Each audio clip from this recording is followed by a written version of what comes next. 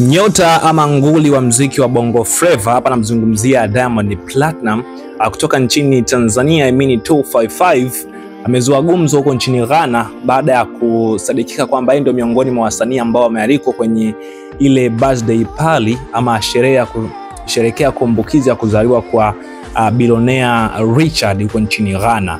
Sasa zile screenshot ambazo zimevuja zimeonyesha Diamond Platinum ndio amelipwa pesa ndefu sana kwa ajili ya kutumbuiza na kwenye sherehe hiyo. Amelipwa dola $600,000 huko akifuatiwa na Davido amelipwa dola $500,000. Diamond amelipwa fedha za Kitanzania bilioni 1.5 huko akifuatiwa na Davido ambaye amelipwa bilioni 1.3.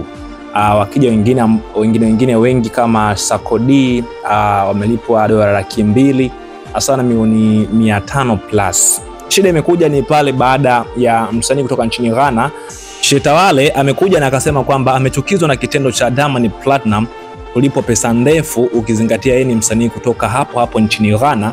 Amelipwa dola $200,000 ambayo ni sawa na shilingi milioni 500 fedha taslim za Kitanzania. Diamond ameingiza mkwanja wa 1.5 billion. Can you imagine?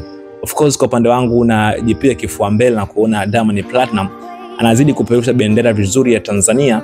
Ukweli kupitia tukio hili Diamond Platinum apatiwe maua yake na ametufanya sisi kama wa Tanzania tutembee na tujipige kifua mbele kwamba muziki wetu wa Bongo Flava kadri siku zinapokuwa zinaenda ndio unazidi kupata thamani zaidi. Una maoni gani? Hebu tushare kwenye comment section.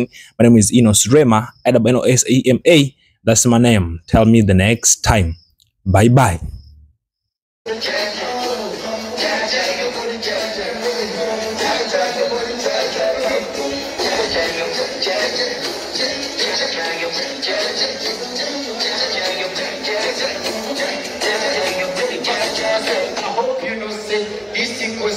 When you got it, go back in, you make it quick. So what?